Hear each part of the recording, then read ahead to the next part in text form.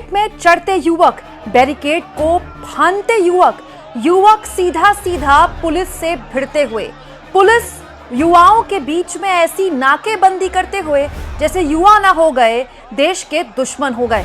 कैसे अकेले हाथ में तिरंगा लेकर सड़कों पर घूमते युवा अपनी सरकार को आईना दिखा रहे हैं। दोस्तों, एक बार फिर छात्र सड़कों पर हैं और एक बार फिर से एक डबल इंजन सरकार इसकी आंच झेल रही है। ये जो तस्वीरें आप देख रहे हैं अभी से, जिस वक्त मैं वीडियो रिकॉर्ड कर रही हूँ उससे कुछ मिनटों पहले की हैं।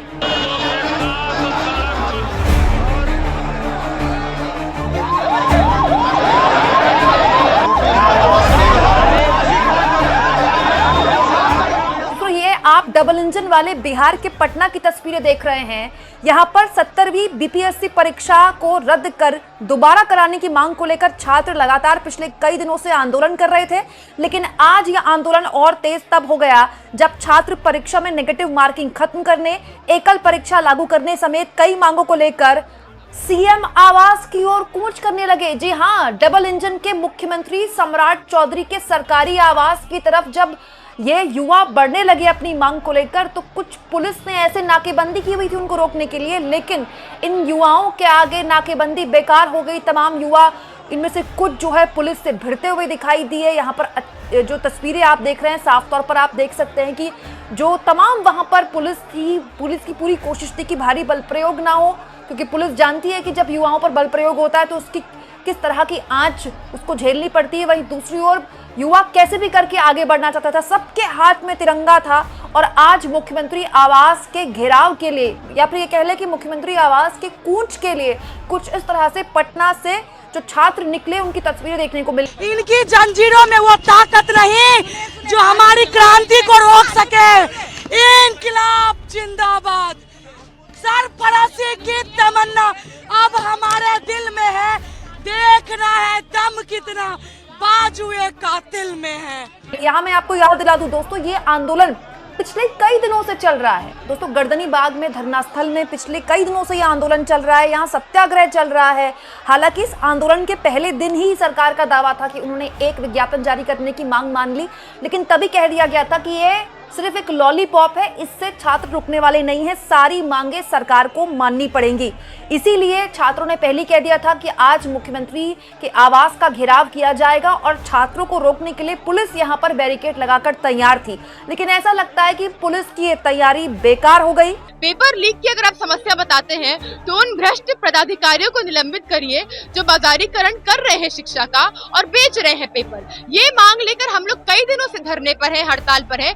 ये सारी मांगे और हमारा आंदोलन सरकार को पता है, उन्होंने चिन्हित किया है और आयोग के चेयरमैन हमको कहते हैं कि ये तो कुत्ते हैं, सीजीआई हमें कहते हैं कि ये कॉकरोच है। तो आज हम आए हैं सड़कों पर अपनी मांग रखने के लिए।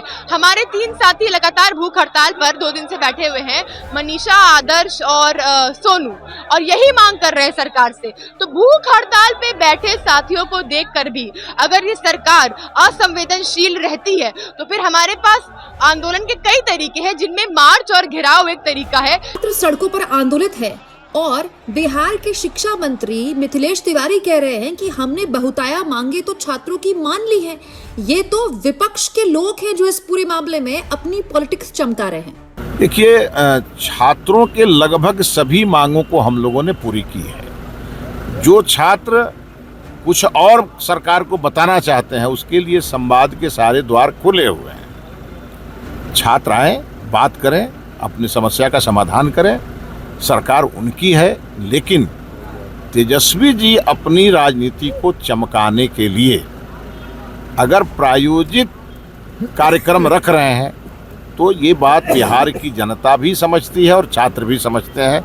इसीलिए बहुत सारे छात्रों का समर्थन उन्हें नहीं मिला और शायद वो हो सकता है इस आंदोलन से भाग खड़े हों। दोस्तों, जो छात्र हैं उनका कहना है कि परीक्षा व्यवस्था को लेकर लंबे वक्त से उनकी आपत्तियां हैं, लेकिन सरकार गंभीरता से विचार ही नहीं कर रही है, उनकी सुनी नहीं रही है। गांधी मैदान से मार्च शुरू हुआ। आज पटना का गांधी मैदान बहुत ही ऐतिहासिक गांधी मैदान है। इस मार्च के कारण पटना में जो आप ट्रैफिक व्यवस्था कह लीजिए, सुरक्षा व्यवस्था कह लीजिए, एकदम सरकार आप समझ लीजिए हील्स पर खड़ी हुई है। अपने पुलिस प्रदर्शनकारियों को नियंत्रित करने के लिए जो भी कोशिशें कर रही है, फिलहाल तो वो कोशिशें बेकार साबित हो रही है। हालांकि इन तस्वीरों में साफ दिख रहा है कि कोई भारी बल प्रयोग अब तक पुलिस ने नहीं किया है, जब तक मैं ये वीडियो रिकॉर्ड कर रही हूं तो। लेकिन ये बताता है कि ये जो बात बोली जाती है ना कि जंतर मंतर पे फलाना लोग हैं और ये लोग ढिमकाना लोग हैं, ये बिल्कुल सतही बात है।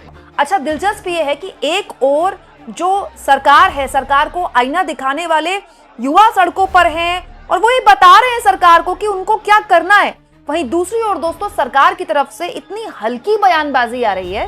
दोस्तों, बिहार सरकार के जो मंत्री हैं रामकृपाल यादव, वो इस पूरे मसले को लेकर कह रहे हैं कि ये तो विपक्ष जो है वो छात्रों को बरगला रहा है और विपक्ष इस आंदोलन में कूद गया है। छात्र तो हमसे माने हुए हैं, छात्र तो देख रहे हैं कि सरकार उनसे पूरा सहयोग कर रही है। हाँ, ये बात सही है दोस्तों कि तेजस्वी यादव लगातार छात्रों से मिल रहे हैं। तेजस्वी यादव पहले दिन जब से आंदोलन शुरू हुआ तब से धरना स्थल पर जा चुके हैं। दोस्तों, तेजस्वी यादव ने बाकायदा एक दिन का मार्च भी निकाला था, उनकी पार्टी ने इसके लिए तिरंगा मार्च भी निकाला था, हाथ में तिरंगा लेकर। लेकिन जब ये काम झारखंड में बीजेपी करती है तब तो ये कहा जाता है कि बीजेपी छात्रों के साथ खड़ी है। तो विपक्ष अगर किसी राज्य में ऐसा कर रहा है तो उसको पॉलिटिसाइज करने का दावा क्यों किया जाता है?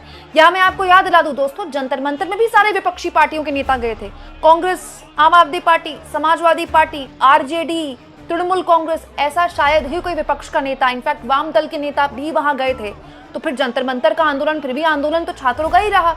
ठीक वैसे ही झारखंड में जब आंदोलन हुआ तो बीजेपी के लोगों ने मुखरता से उसका समर्थन किया। जिस दिन झारखंड में विधानसभा घेराव था उस दिन बीजेपी के विधायक सीएम आवास का घेराव कर रहे थे। तो तब भी झारखंड का जो युवा है वो तो झारखंड का युवा कहलाया ना, विपक्ष थोड़ी कहलाया।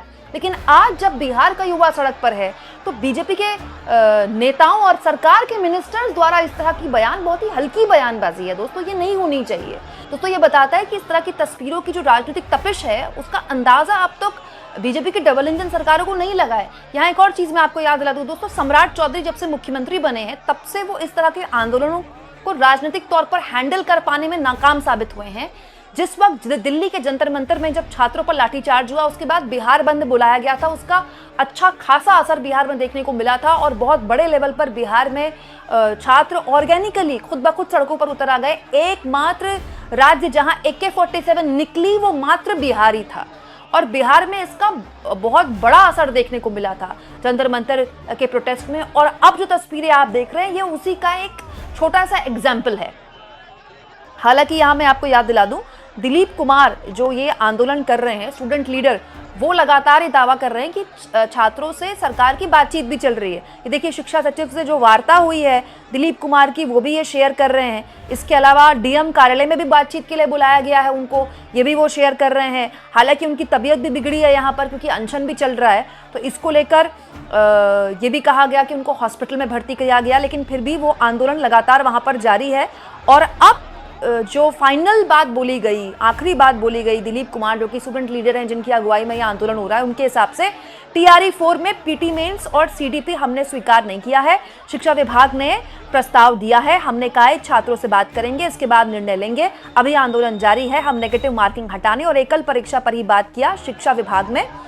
आज गर्दनीबाग धरना स्थल पर 12 बजे छात्रों से बातचीत करके एकल परीक्षा के लिए आंदोलन जारी रहेगा। मतलब छात्रों से लगातार दिलीप कुमार कह रहे हैं हम बात कर रहे हैं, सरकार से भी बात कर रहे हैं, सरकार जो बात कह रही है हम वो नहीं मानेंगे, हमारी बातें सरकार को माननी पड़ेंगी। अब सरकार इसी रवैये में रहती है जो उनके मंत्री कह रहे हैं कि ये तो विपक्ष बरगला रहा है, विपक्ष घुस गया है छात्रों के आंदोलन में, इसी तरह से रहती है या फिर इस भीड़ के मर्म को समझती है। दोस्तों, यहाँ आप देखिए, ये जो लोग हैं यहाँ पर आपको कहीं से ये लोग किसी पॉलिटिकल पार्टी के लोग दिखाई देते हैं क्या? ये छात्र हैं जो पिछले कई दिनों से गर्दनीबाग में धरना दे रहे हैं। बट पॉइंट यहाँ कोई गोदी मीडिया नहीं पहुंचेगा ना, वो गोदी मीडिया जो झारखंड में पहुंचा हुआ था यहाँ नहीं पहुंचेगा ना कोई, क्योंकि डबल इंजन की सरकार है। इनफैक्ट ये आंदोलन भी बहुत दिन से चल रहा है, मैंने भी इस आंदोलन, जिस दिन से चल रहा था आंदोलन तब से लगातार मैंने भी इसकी खबर दिखाई। लेकिन अब क्योंकि मामला सड़कों पर उतर गया है, और ये भी जरूरी है दोस्तों याद दिलाना कि जब तक छात्र सड़क पर नहीं उतरते ना तब तक सरकार चेतती नहीं है।